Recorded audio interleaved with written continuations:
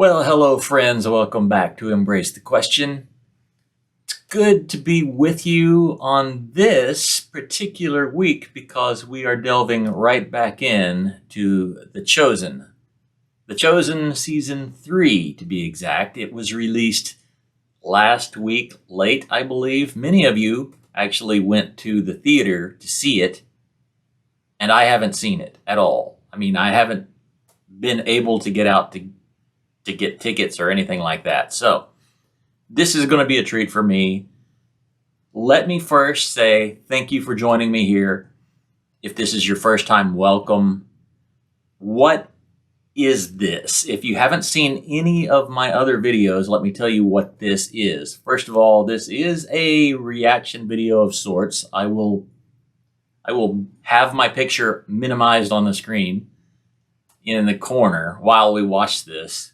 I know a lot of people really enjoy that aspect of this. Secondly, this is a commentary video. So I always get people that comment, why do you keep interrupting to comment on the video? Because it's a video commentary. And that's what we're going to be doing. That is the value that I can add here.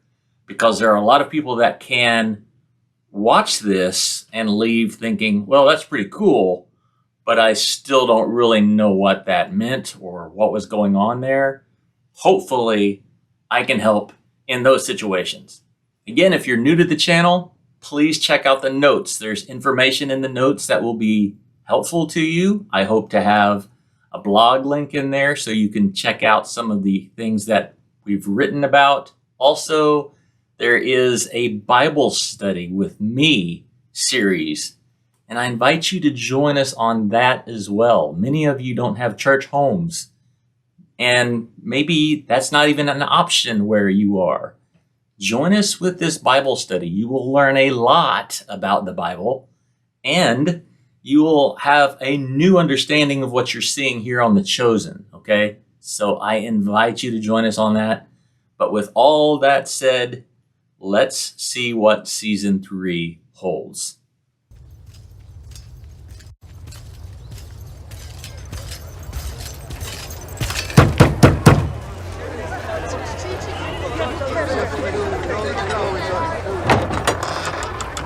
Alpheus Bayram. Yes? You were 20 days past your deadline for this quarter's tribute. Your collector has transferred your case to the Roman office. Are you able to pay your tribute penalty now? I filed an extension in the month Take that as a no. By decree appoint this honorable praetor of Capernaum, I will remand you into custody. I'm very sorry, I didn't realize. Turn around. Sir, I didn't realize. May I request an extension of just 5 days? Alpheus, who is it? Everything's fine, Elisheba. Please, I beg you. Adonai, He's not here. I can settle this, Lucius. There's actually been a mistake. What do you mean? You told me to come. I am aware, but I realized the timelines were miscalculated. I will clear it up, thank you. You miscalculated. I received inaccurate information, and it's being corrected right now. I will handle this. It would be best if we went to our next house, and I will meet you at the booth in 1 hour.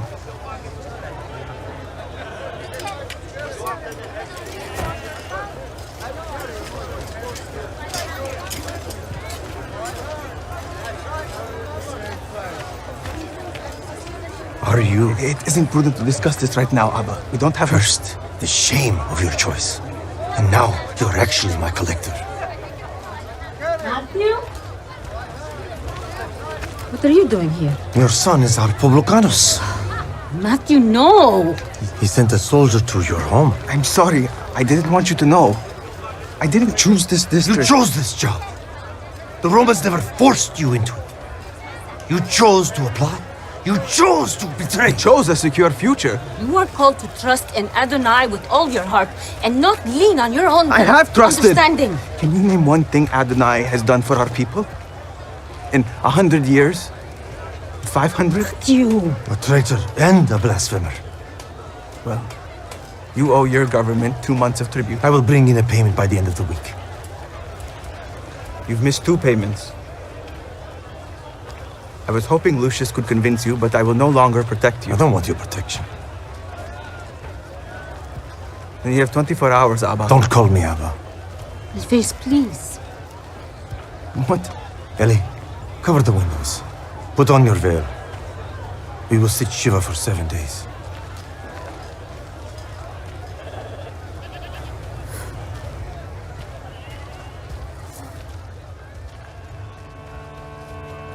I have no son.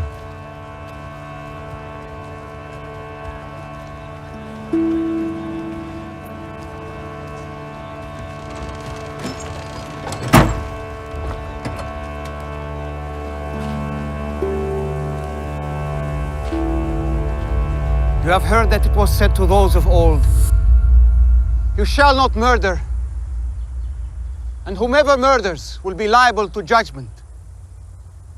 But I say to you, everyone who is angry with his brother will be liable to judgment. So if you are offering your gift at the altar, and there remember that your brother has something against you, leave your gift there before the altar and go. First, be reconciled to your brother, and then come and offer your gift. Therefore, I tell you, do not be anxious about your life, what you will eat or what you will drink, nor about your body, what you will put on. Is not life more than food, and the body more than clothing? Look at the birds of the air. They neither sow nor reap, nor gather into barns, yet your heavenly Father feeds them. Are you not of more value than they? And which of you, by being anxious, can add a single hour to his span of life? Therefore, do not be anxious, saying, "What shall we eat? What shall we drink? Or what shall we wear?" For the Gentiles seek all these things, and your heavenly Father knows you need them all. But seek first the kingdom of God and his righteousness, and all these things will be added to you. So whatever you wish that others would do to you, do also to them. For this is the law and the prophets. Judge not, that you be not judged. How is he doing? For with the judgment you pronounce, Servant. you will be judged. The words are the same as written, but The measure you use Now he's will be saying measured them. to you. yes. Do also to them. For this is the law. Wow, okay. So we're back into the midst of the chosen. What did you think about the intro? There's a lot going on as far as emotions, as far as here we have a side story of Matthew. Obviously, Matthew wrote the first gospel, the first one in our canon of scripture anyway. And he's being deeply affected by Jesus' sermon, which is the Sermon on the Mount. That's what we're hearing. And you'll notice that everybody is kind of being really drastically affected in a different kind of way. I like what he said, which was, it's what he wrote. So he had seen it, obviously, the end of season 2. But when Jesus said it, it's different. Jesus said, "My words are spirit and they are life." That's what that means. It's more than the logos, the written word. It's his spirit. His spirit's released when he speaks. And that's what they're trying to convey in that scene, which is amazing. It's a pretty good job of that. You can see Andrew is being affected, although we're not really sure why. It was, so there's the saying about be anxious for nothing. And while that is maybe something we've heard a lot in our churches, and it still applies because we live in anxious times, it might not really hit home until you consider it through the eyes of first century Jews who are living under heavy oppression. So be anxious for nothing. A people that really don't know if they are going to have enough money to survive, enough provision to survive. Be anxious for nothing. These are words that would carry a lot of weight in the first century, even more than what they mean to us today.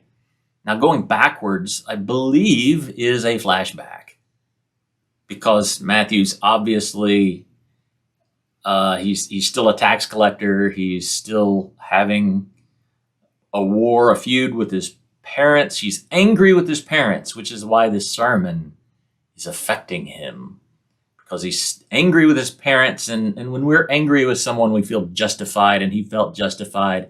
But the sermon says, if you know of anyone that has something against you, then you take care of that. Not them, you. You take care of that. And then what you bring to God is acceptable. That is so different from what we're used to. All of our justification for being the way we are. That means we have to lay that aside. So that's pretty amazing. I think that's a completely new scene with Alphaeus, his father, and Matthew's mom, is Elizabeth. Is that Elizabeth? I can't remember exactly. But yeah, so Matthew is actually their tax collector. That would be difficult. If you go back to the first season, when Matthew was introduced, then you know that tax collectors were no bueno. They were just horrible as far as nobody liked them. They were always wary for their lives because people were looking to kill them. And Alphaeus says something about as bad as you can say to a person, especially to your own family. I am sitting Shiva, which means we are going to mourn 7 days. And that is always over a death. So what he's saying is, Matthew, you are dead to me.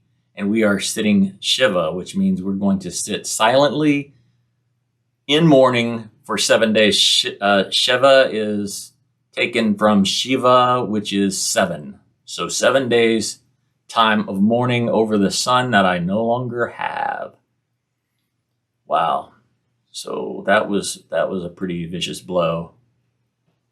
Let's see where it goes from there. You have heard that it was said, an eye for an eye, and a tooth for a tooth. But I say to you, do not resist the one who is evil. And if anyone should slap you on your right cheek, turn and give him the other one also. And if anyone would sue you and take your tunic, let him have your cloak as well. You have heard that it was said, you shall love your neighbor and hate your enemy. But I say to you, love your enemies and pray for those who persecute you, so that you may be sons of your Father who is in heaven.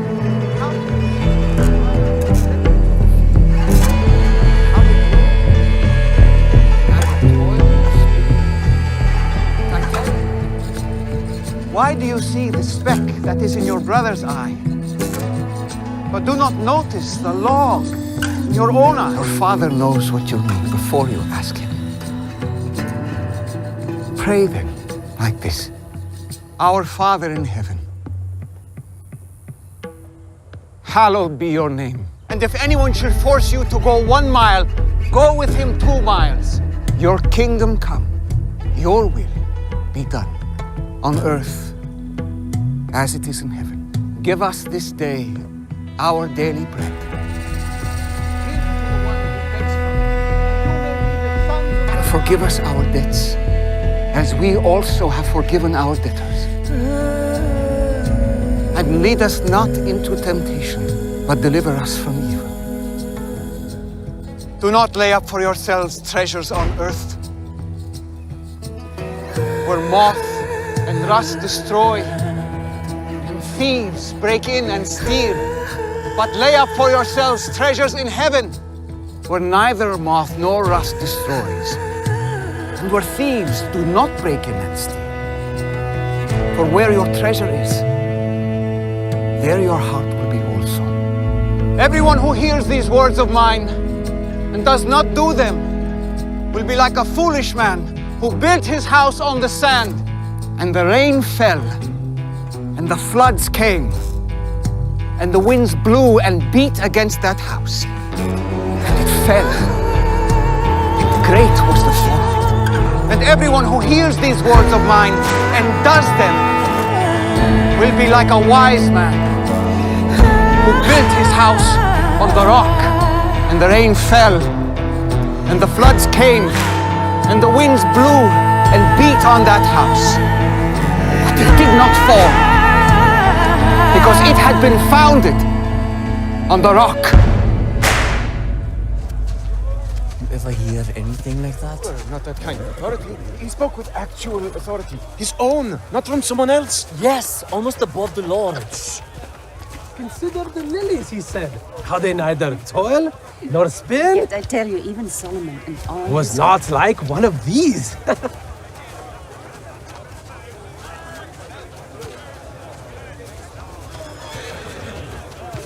Judas! Hadad! I lost you. Did you find those guys? I stood with his followers. Could you see the look on people's faces? I've never seen a crowd so moved. The turn the other cheek and lay up your treasures to heaven business was a little naive, but this man has talent. No, I've never seen anything like it. Could you imagine if he sold for us? Dad, Why didn't they take up a collection? They could be living like kings. I'm going with them. What? I'm leaving. I quit. I'm going with his followers. Where? I don't know. To the ends of the earth. Everywhere this message needs to be heard. I'll sue you. I renounce my shares. Then I'll sue him. There is nothing you could take from him that'd be of any value to you. What does he have to give you then?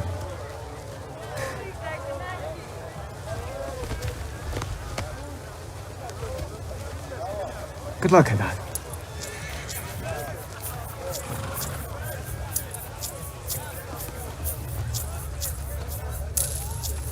Well,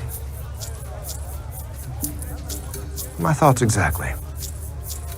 See you in the morning then for our report to Quintus.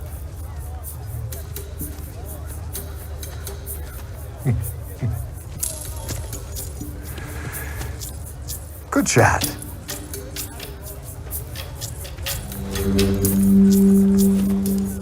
Well, we have a break in the scene there. I wanted to just mention a couple of things. Rome is present. That is not really unreasonable to think that they might be, because they had issues with rogue preachers in that day. There were uprisings. There were things that Rome did not want to see, so they were always apparently trying to head those things off. And here we have a rogue preacher that is teaching, be kind to your enemies. That's not exactly going to cause a riot. So they're a little bit stymied. You can see Gaius on the horse, and he's not got a word to say. And that's kind of funny. And he's on a horse. Centurions were on a horse, and some of the comments were he should be on a horse more often. And apparently they thought so too. So here he is on a horse. Yusuf's back. Yusuf is that guy I can't figure out. He's bad, but he seems like he's not really all that offended. It's like he's captivated, maybe, or he's intrigued. So I'm anxious to see what happens to Yusuf. And one of the passers-by said, he spoke with such authority. That's shmiha. And I've talked about it once or twice. It just means just authority, but there weren't many people that had it. And you can always tell because they would always ask Jesus, where did you get your authority? Who gave you your authority? The question of authority was major. It goes all the way back to Moses, all the way back to the Exodus, when the people are saying, Moses, we don't believe that you're any more important than we are. And what makes you the one that should lead us? And God had something to say about it. And that is when the question of authority became a major deal, because authority that was God-given was to be respected. It was indisputable. And from Moses, who he gave authority to, became an indisputable thing. So it was a matter of, where did you get your authority from? Moses? Well, they kept asking that of Jesus too. But here we see they're recognizing it. This guy said some amazing things, but he said them with authority. That's right. That's absolutely right. It's a long scene. Let's keep going. Thank you, Eden. Thank you, Eva. Oh, thank you.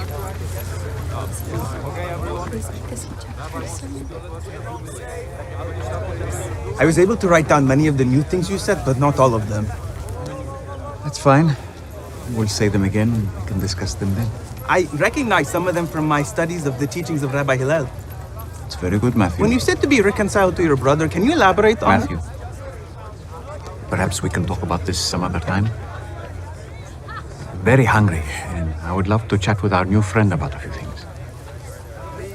Oh, I'm sorry, I could come back. No, it's okay. I'm gathering everyone together shortly. I would love to speak with you. Matthew, can you help James and John gather the others? Right now? Matthew, thank you for helping me. Yes, Rabbi.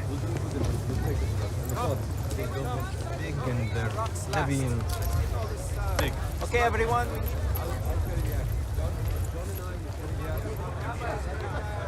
So, I'm Judas of Keriot. Shalom, Judas. Shalom. I saw you before I stepped out to talk to the people. And then I noticed you listening very intently during my sermon. It was wonderful. Thank you. And then Nathaniel briefly told me how you gave us help and how you might be interested in joining us. He's not easy to impress. I attended Bet Midrash, but my father passed away before I could pursue a rabbi, so I stayed home to work. I would like to follow you. You would? Very much. I may not be a soldier in battle, but I have business and financial skills that I would like to use to spread this ministry far and wide as fast as possible. I did attend the Bet Midrash, and I heard you the first time. I do not require that of my followers. You would actually be one of the few. I only require what other rabbis do. That you seek to be like me. Of course. But that will be much more difficult with me than with other rabbis, I can assure you. Are you ready to do hard things? I believe you are going to change the world. And I want to be a part of that. I'm willing to make sacrifices. And I have. I am accustomed to loss. So yes. Yes. I'm ready to do hard things. We will see.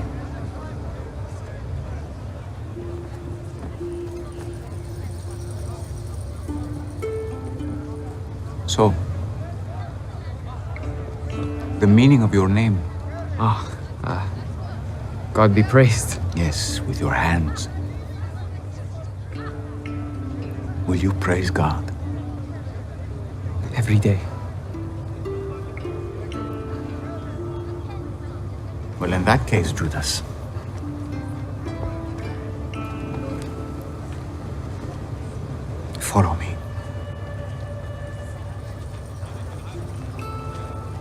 Thank you, Rabbi. Everyone is here, Rabbi.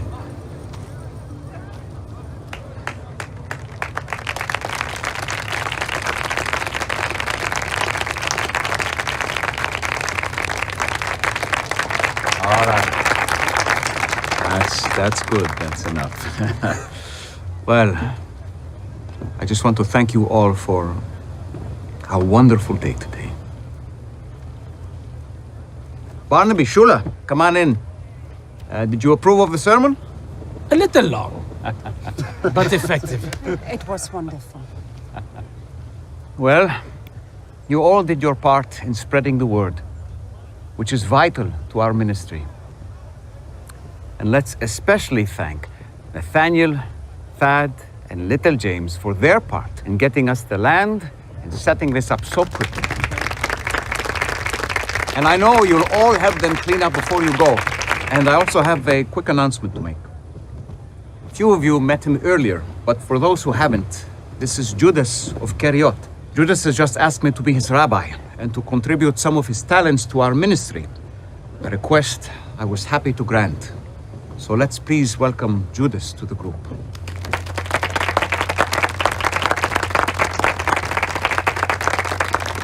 Well, it's been quite a journey these last several weeks. A lot of good work has been done, and there's quite a lot more to do in the future. But for now, let's all get some rest, Especially you, Simon. You need to get home. After the joy of having you gone wore off, Eden has actually started to miss you. So, you two take a break. Come in. Come.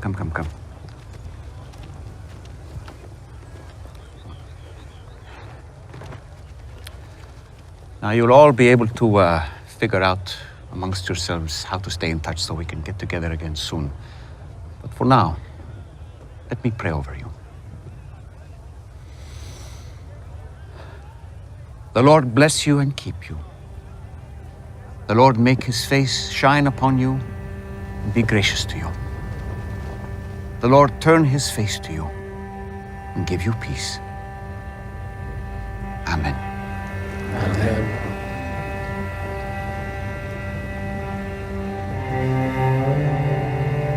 I will see you all again soon. Thank you.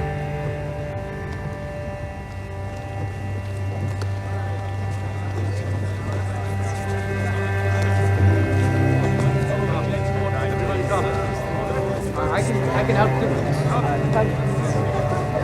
That's quite a scene. I've been in some types of meetings that were similar, where the teacher would speak, maybe an outdoor setting, and then at the end it's like the calm after the storm, and everybody gathers around and everybody sighs a deep breath.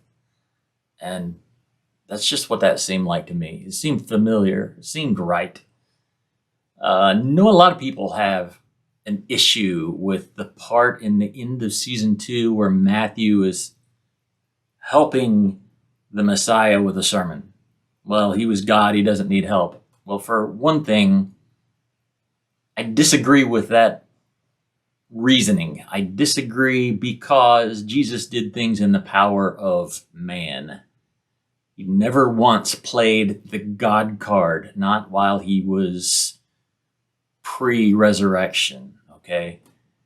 That was the price for humanity, was to be a man, be a human, be subject to all the things that humanity is subject to. So I saw that scene and I'm thinking, wow, that really clears it up for me, because Jesus thanks Matthew. Thank you for helping me.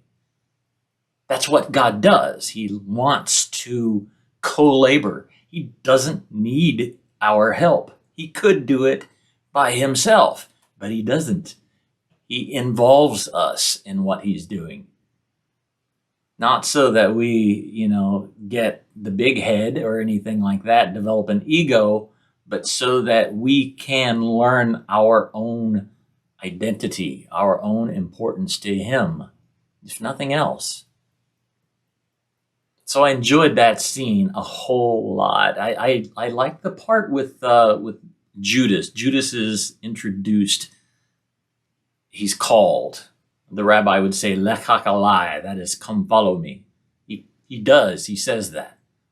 And Judas says, well, I don't have that much military experience.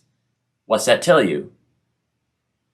Very much the same as Simon the Zealot, right? He thinks that the Messiah is going to be a warrior to deliver them from the bondage of Rome. So Judas thinks that too. I think you're going to change the world. But he kept saying, you know, I've been to Bet Midrash. That's the third stage of Jewish learning. There's Bet Sefer, Bet Talmud, Bet Midrash. You couldn't get into Bet Midrash unless you were way off the charts. Good, smart, bright, able to emulate your rabbi. So we don't know, I don't think, if Judas was really in Bet Midrash. But in this story, if he is or was, then he's a very bright person, not to be trifled with mentally. So that is interesting. And finally, he ends with a prayer over his folks, the priestly blessing. May the Lord bless you and keep you. May his face shine upon you. That is significant because only priests were supposed to say that blessing. That was the, may the Lord bless and keep you. And he would pronounce a blessing over the congregation, which was the assembly of Israel, right? Priests did that. Jesus is starting to identify publicly now as a priest. Interesting.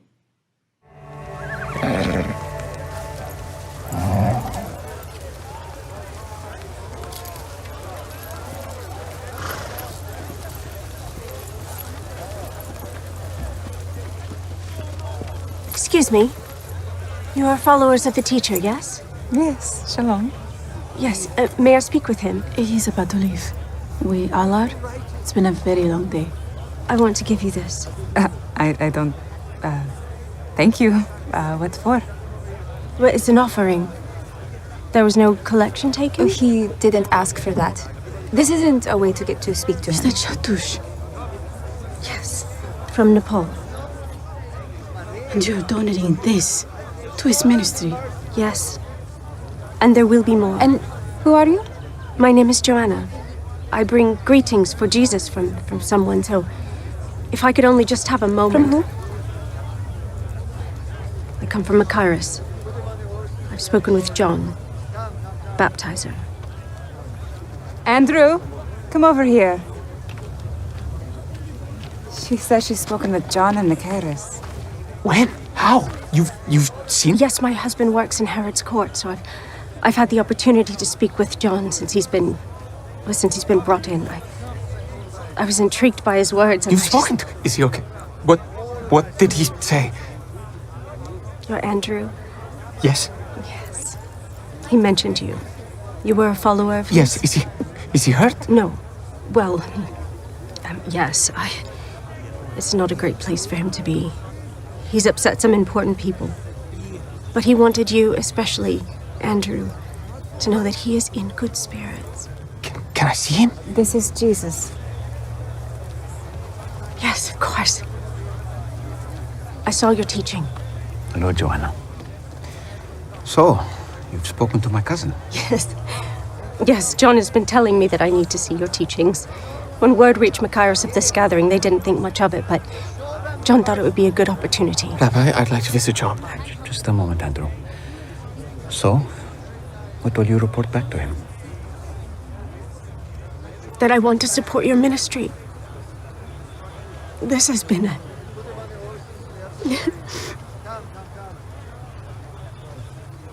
This has been a healing day for me. As John said it would be. Thank you. Glad to hear it.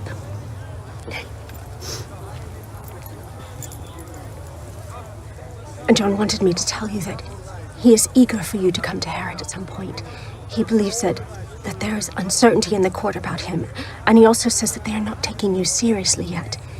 He thinks that that a strong visit from you soon could resolve both issues. But he also wanted to make it clear that he is trusting your timing on soon. Of course. Thank you for sharing that. Now, so my student here does not grind his teeth into dust, is John even able to receive visitors at the moment? Are you coming to Macaris? No, I will be taking some time alone. But if you were able to somehow arrange for Andrew here to safely visit John, I don't know if that's possible. I suppose that I could make some arrangements. My men are taking me back to Macaris in my carriage shortly. You can join me. Thank you. Thank you. Thank you, Rabbi. You need to rest and to trust Andrew. But perhaps after spending some time with John, you'll be able to do both.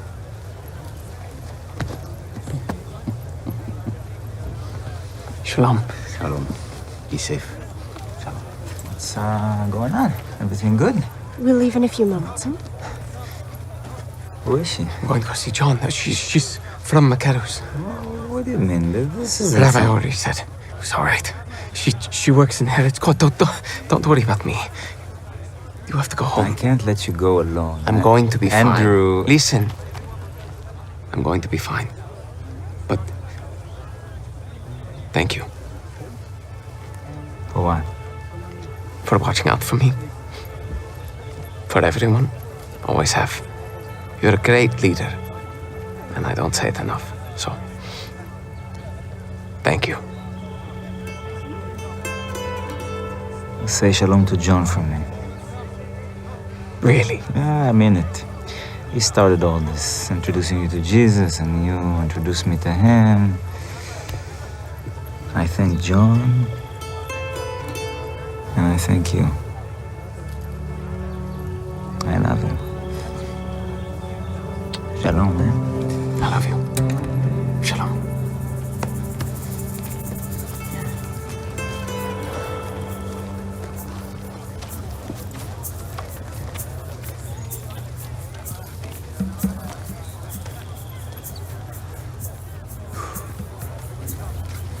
Rayma!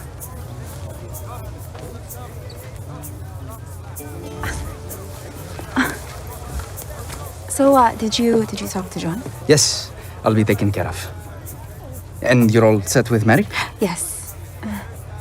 Good. I'll stop by tomorrow to check in. I figured you would. Is after second meal a good time? I'll have to see what my plans are. Oh, then I can come later. Thomas, I'm joking. It's a joke. Yes, of course.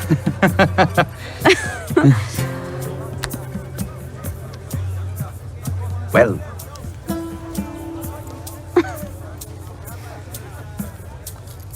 Shalom. Shalom. Yeah. Thomas. Yes? Um, Yes? maybe come by after first meal? Of course. I just didn't want to bother you. It's been quite a lot of time together lately. I know.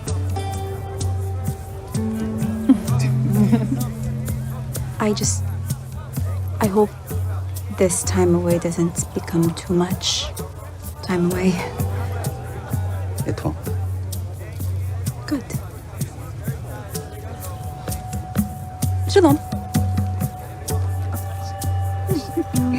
Shalom.